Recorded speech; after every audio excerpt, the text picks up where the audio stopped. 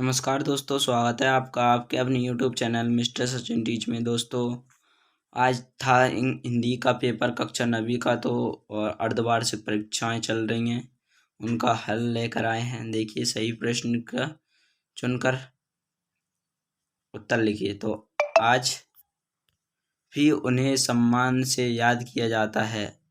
आदर से सम्मान कीजिएगा, आदर से। कबीर कर्मकांड के विरोधी थे। चौपाई चंद के प्रत्येक चरण में मात्राएं होती हैं 16-16। वर्णों के सार्थक योग को कहते हैं शब्द। ऋषि मुनियों के गुण। देखिए दोस्तों, मैं चिन्ह लगा देता हूँ। ये हो गया विरोधी 16-16 है। वर्णों के सार्थक योग को कहते हैं शब्द। ऋषि मुनियों के गुण पहुंच गए हैं गधे में। लेखिका के अनुसार मेरे नाना पक्के माने जाते थे साहब। देखिए दोस्तों, आगे छत चढ़ने के लिए जीना चाहिए।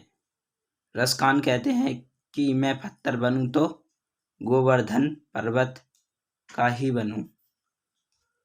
काव्य के दो भेद, खंड काव्य और महाकाव्य।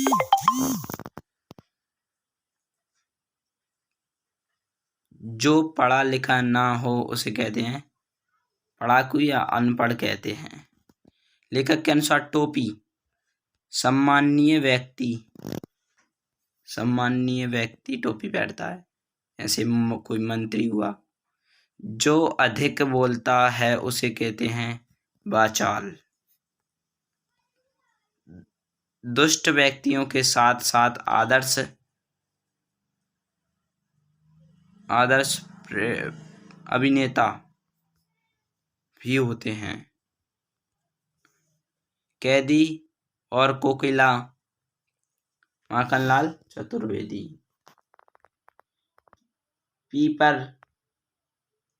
पीपर पाठ सरिसमन ढोला, तो इसका उपमा अलंकार है। दो बैलों की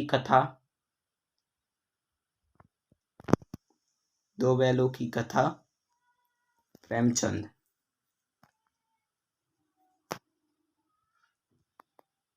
और प्रेमचंद के फटे जूते, ये क्या है? प्रेमचंद के फटे जूते, ये है हरिश्चंद्र परसाई। बादल है घन। तेरे संग की औरतें, ये है मृदुला गर्ग। दोस्तों देखिए आगे, रसखान गोकुल में जन्म लेना चाहते थे, सत्य है, यानी ये सत्य है। देखिए दोस्तों आगे, खंडकाव्य की कथा वस्तु विस्तृत होती है, असत्य नहीं होती है। प्रेमचंद के जूते फट गए थे, सत्य है। मोटाई शब्द में ई प्रत्यय से जुड़ा है, असत्य। लोकोक्ति शब्द का अर्थ है लोक में प्रचलित उक्ति, सत्य है। नानी के मन में स्वयं की आजादी के प्रति जुनून था, असत्य। देश की आजादी के प्रति जुनून था। देखिए दोस्तों आगे, कैदियों के हाथों में क्या होता था? जंजीर। वर्णों की बार बार आवृत्ति होने पर कौन सा अलंकार होता है? अनुप्रास अलंकार। लेखक के अनुसार प्रेमचंद किसके साथ फोटो खिंचवा रहे थे? फटे जूते के साथ। महाकाव्य में कम से कम कितने सर्ग होते हैं? 8 सर्ग होते हैं। कबीर की प्रमुख रचना कौन सी है? सवैया, संबंध, रमैनी। अन्य भाषाओं के संपर्क के कारण हिंदी में आने वाले शब्द क्या कहलाते हैं? तत्सम शब्द। लेखिका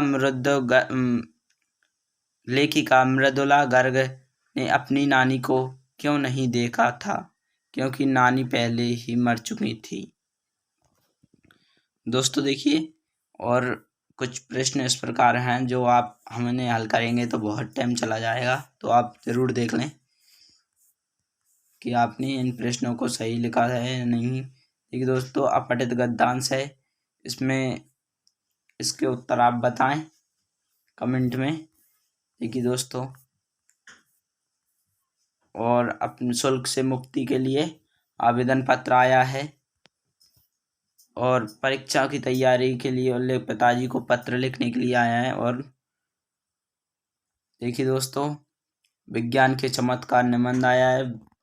जीवन में अनुशासन का महत्व, विद्यालय की वार्षिक उत्सव ये आए हैं, तो आप इन्हें ज़रूर याद कर लें। मिलते हैं दोस्तों नई वीडियो में, तब तक के लिए जय हिंद, वंदे मातरम।